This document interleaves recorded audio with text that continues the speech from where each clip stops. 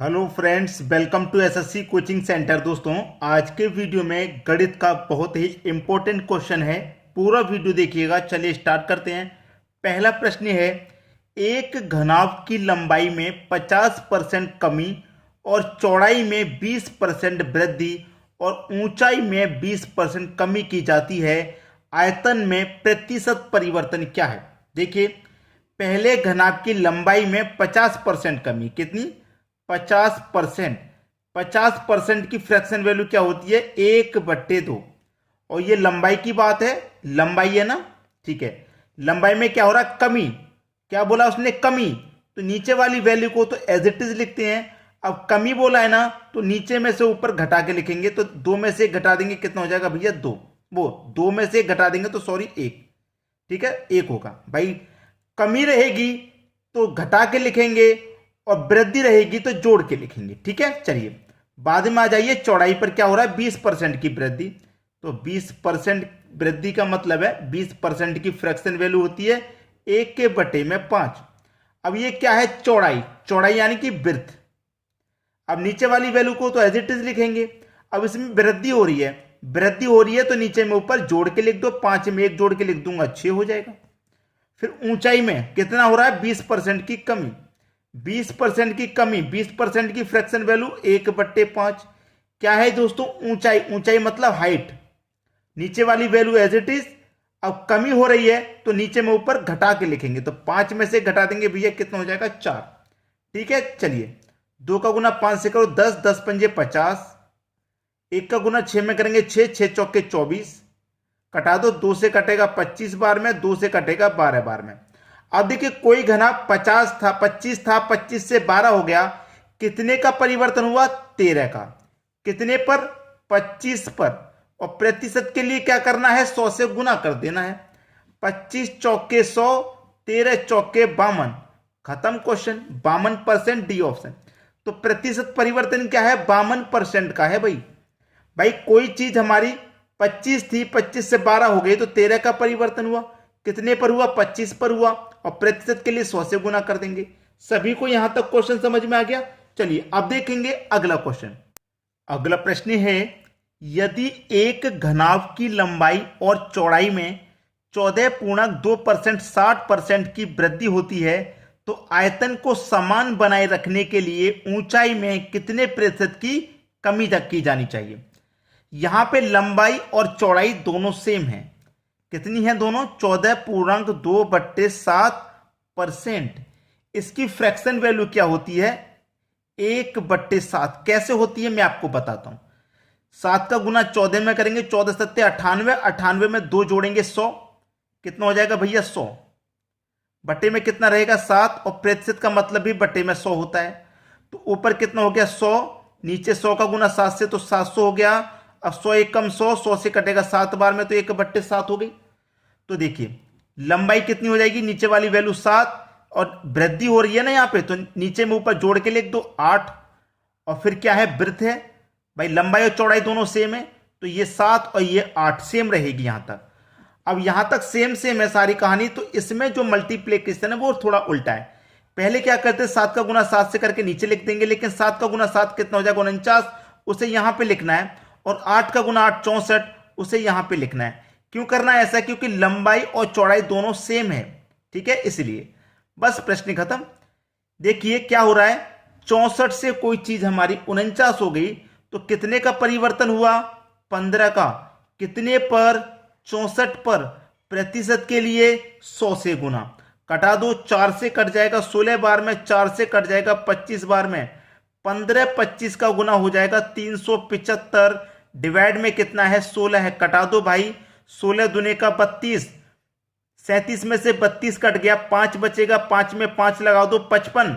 16 त्रिका 48, 55 में से 48 कट गया, 7 बचेगा, 7 ऊपर और बटे में 16। 23.7/16 प्रतिशत। ये आपके क्वेश्चन का बिल्कुल सही जवाब हो जाएगा, जो कि बी ऑप्शन में दे रखा है। सभी को समझ में आ गया? चलिए अब देखेंगे अगला प्रश्न। अगला प्रश्न है, चीनी की कीमत में 16.2/3% की वृद्धि होती है और एक परिवार की खपत में 25% की कमी आती है व्यय में प्रतिशत परिवर्तन ज्ञात करें। चीनी की कीमत में 16.2/3% की वृद्धि हुई। कितने की? 16.2/3% की। इसकी फ्रैक्शन वैल्यू होती है 1/6। ठीक है, तो लिख लो भैया, रुपए के नीचे रुपए, खपत के नीचे खपत और व्यय के नीचे व्यय। याद रखना कि रुपए और खपत इक्वल टू व्यय। ठीक है, चलिए 1/6 हो गई तो रुपए कितने हो गए? 6। अब ये वृद्धि हो रही है ना, तो 6 में 1 जोड़ के लिख दो, कितना हो जाएगा? 7। बाद में खपत में कितने की? भाई रुपए था ना, ये रुपए के नीचे रुपए लिख लिया। अब खपत आ गई, खपत कितनी की है? 25% की। 25% की फ्रैक्शन वैल्यू 1/4, तो कितना लिखेंगे भैया? 4 लिखेंगे। कमी है तो 4 में से 1 कम कर दो, 3 हो जाएगा। ठीक है, ये क्या हो गई? खपत भी हो गया। ये कितने के बराबर होता है? व्यय के। तो 6 का गुना 4 से कर दो 24, 7 त्रिक का 21। अब देखिए कोई चीज हमारी 24 की थी, 24 से 21 की हो गई, तो कितने की व्यय हो गया? उसमें कितनी कमी आ गई? 3 की। कितने पर? 24 पर। और प्रतिशत के लिए 100 से गुना। भाई 6 से कटा दो, 6 चौके 24, 4 से कटा दो। हाँ, 4 से कटेगा 6 बार में और 4 से कटेगा 25 बार में। 25 त्रिक का कितना हो जाएगा? 75 और बट्टे में ये 6 कटा दो। 6 कम 6, 1 बचेगा 15, 6 दूने का 12, 3 बचेगा, 3 में नहीं जाएगा, 3 ऊपर बट्टे में 6, 3 एक कम 3, 3 दूने का 6, तो कितना हो गया ये? 12.1/2। 12.1/2 किस ऑप्शन में है? आपके डी ऑप्शन में। डी ऑप्शन बिल्कुल सही जवाब हो गया। क्लियर है सभी को? चलिए अब देखेंगे अगला क्वेश्चन। अगला क्वेश्चन है, यदि एक संख्या के 2/3 का 1/4 बराबर 100 है तो वह संख्या क्या है? किसी संख्या का नहीं पता वो संख्या क्या है, तो हम उस संख्या को x मान लेते हैं। का मतलब गुना होता है 2/3, का मतलब गुना होता है गुना 1/4। कितना है भाई? 100 है। ठीक है, प्रश्न खत्म। अब क्या हो भाई? प्रश्न में कुछ बचा नहीं बचा। x के इक्वल टू में 100 आ गया।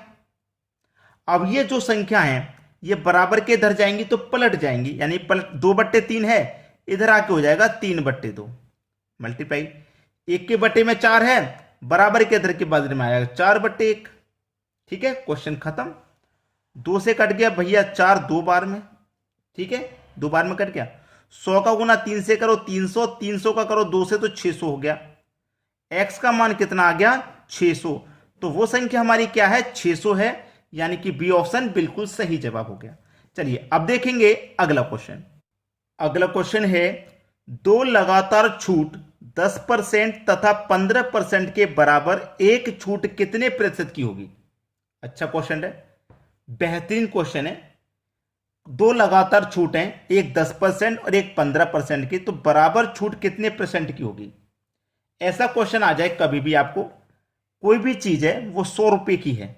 ठीक है, अब 100 रुपए की चीज पर 10% की छूट मिल गई तो कितने के में बेचेंगे भाई? 90% में बेचेंगे। भाई 100% की कोई चीज होती है, उस पर 10% की छूट हो गई। 100 रुपए किसी चीज का मान लीजिए मूल्य 100 रुपया है, 10% की छूट मिल गई तो 90% में बेचेंगे। परसेंट का मतलब बटे में 100 इंटू दूसरी छूट है 15% की, तो 15% की छूट है तो इसका मतलब 85% का दाम लेंगे। 15%, भाई 100% की चीज पे 15% की छूट दे दी तो दाम कितने का लेंगे? 85% का। परसेंट का मतलब क्या होता है? बटे में 100 होता है। ठीक है, इतना आपको पता ही है, बटे में 100। चलिए कटाइए, 100 से 100 ये पूरा कट गया, पूरा कट गया। 1 जीरो से ये 1 जीरो भी कट जाएगा। 5 से कटेगा 17 बार में और 5 से ये कट जाएगा 2 बार में। ठीक है, 17 का गुना 9 से कर दो, 17 निम्मा 153 होता है और बटे में ये 2 है। अब मैं 2 से कटा दूंगा, 2 सत्ते 14, 1 बचेगा 13 हो जाएगा, 2 छिक्के 12, 1 बचेगा नहीं जाएगा 10 हो जाएगा, 2 पंजे 10, यानी कि 76.5% निकल के आया।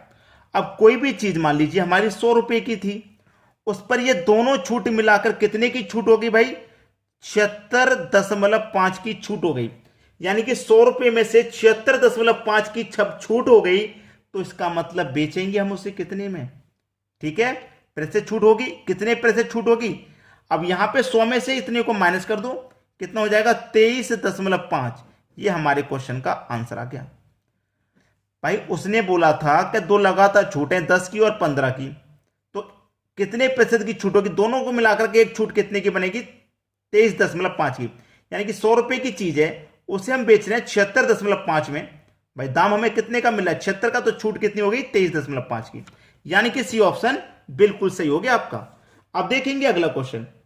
अगला प्रश्न है, यदि एक वस्तु की लागत 26 रुपए है, एक वस्तु की लागत 26 रुपए है और उसे 15% लाभ पर बेचा जाता है, 15 के लाभ पर बेचा जाता है, यानी कि 100 की चीज को 15 के लाभ पे बेचेंगे तो 115 में बेचेंगे। ठीक है, 115%, ये परसेंट का मतलब होता है भाइयों बटे में 100। तो उसका विक्रय मूल्य क्या होगा। खत्म करो प्रश्न को कटाकर। देखिए 5 से कटा दूंगा ये 20 बार में, और 5 से कटा दूंगा ये 23 बार में कटेगा। ठीक है, चलिए 2 से कटा दूंगा 10 बार में, 2 से कटा दूंगा ये 13 बार में कटेगा। 13 का 23 का गुना कर दो, 13 त्रिक का 39 का 9, कैरी का 3, 13 दूने का 26 और कैरी का 3 29। डिवाइड में कितना है, 10 है। एक 10 है ना, तो एक जीरो है, एक संख्या बाद 10 लगा दो, 29.9, ये आपका आंसर हो गया। किस ऑप्शन में है, बी ऑप्शन में। आपके प्रश्न का सही जवाब आपको मिल गया। इसी तरीके से आसानी से सभी क्वेश्चनों को बना लेंगे आप। आपको करना क्या है, वीडियो को भाई अधिक से अधिक शेयर कीजिए सभी बच्चों तक। ठीक है दोस्तों, आज की वीडियो में इतना ही। वीडियो देखने के लिए आपका बहुत बहुत धन्यवाद।